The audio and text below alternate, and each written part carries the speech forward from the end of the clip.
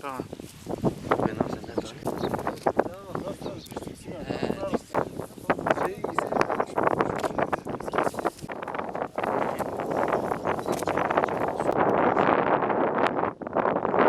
Kurmazsanız bahçeyi koruyamazsınız.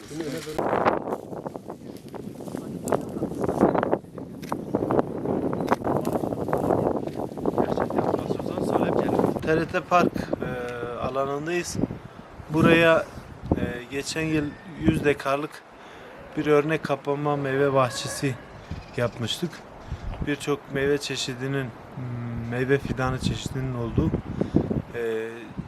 vişne, kiraz, elma ve armut çeşitlerini kullandığımız 100 dekarlık toplam 5000 meyve fidanından oluşan örnek bir uygulama bahçesi kurmuştuk.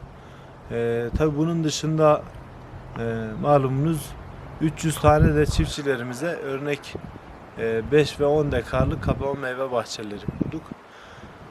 3 yıllık proje 2018 yılında Sayın Valimizin katkı ve talimatlarıyla başladık. Bu yıl 3. yılımız.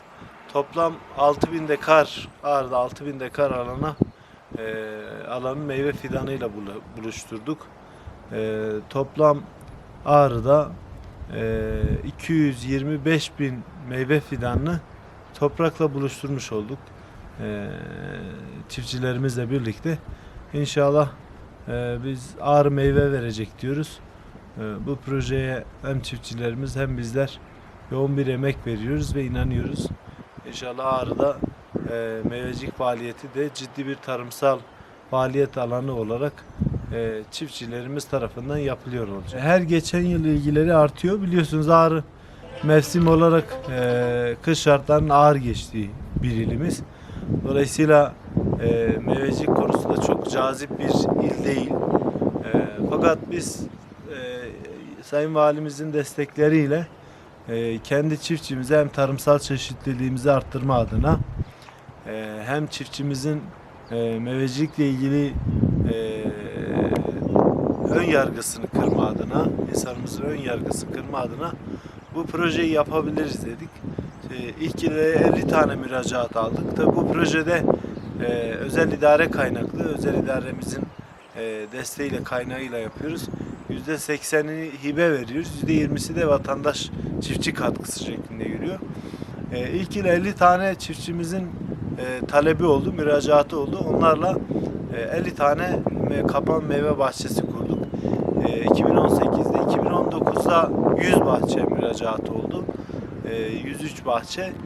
2020 yılında bu yıl içinde 150 bahçe. Dolayısıyla her yıl çiftçimizin ilgisi artıyor. Her yıl talep artıyor. Dediğim gibi yani bu projeye başladığımız dönem Ağrı'nın toplam meyvecilik alanı 600 dekardı toplam ilin. Biz sadece 3 yılda %1000 miktarında alan arttırdık. 6000 dekar alan kurduk. Şu anda burada mı? Yok burada değil. Toplam neyin var? 50. Bana baksana. Erkektir o. Getirtelim. Yazmışım alttan not etmiştim geçen gün geldim. Biliyorsunuz hayvancılık noktasında ilimiz Türkiye'nin çok önemli illerinden biri. 400 bin büyükbaş hayvan, 1.350.000 civarında küçükbaş hayvan varlığıyla Türkiye'de hayvancılık noktasında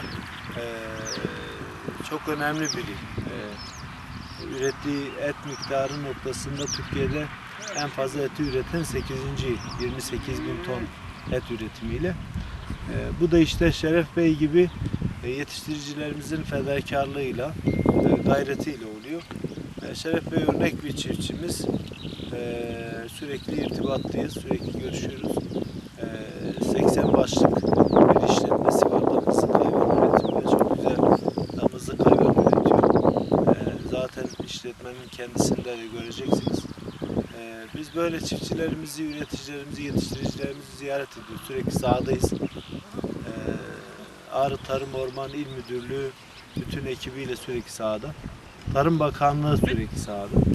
Özellikle bu pandeminin, hastalığın bütün dünyayı etkilediği dönemde Bizler çiftçimizin, üreticimizin, yetiştiricimizin yanındayız. Çünkü üretim olmazsa olmazımız. Bunun için sahadayız. Çiftçilerimizle, yetiştiricilerimizle beraberiz.